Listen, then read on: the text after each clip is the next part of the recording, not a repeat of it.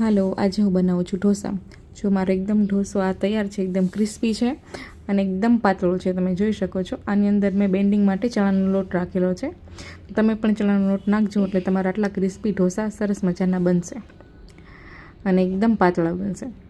જોઈ શકો છો. બસ મારો ઢોસો થઈ ગયો રેડી. અને હું બતાવું છું જે મેં બીજા ઢોસા રેડી કરીને રાખ્યા છે. જો આ બાજુ મારા બધા જે બીજા ઢોસા છે એ પણ મેં તૈયાર કરી લીધા છે. જો એ પણ બધા પાતળા અને એકદમ સરસ બન્યા છે, તમે જોઈ શકો છો. ચાલો હું તમને બીજો ઢોસો હવે બનાવીને બતાવું. તમારે પહેલાં સરસ ધીમે ખીરું પાથરી લેવાનું, ધીમે ધીમે. જોજો હમણાં તમે 1 મિનિટમાં આ ઢોસો મારો છે ને એ પલટી જશે, કેમ કે આની એક ટ્રીક છે.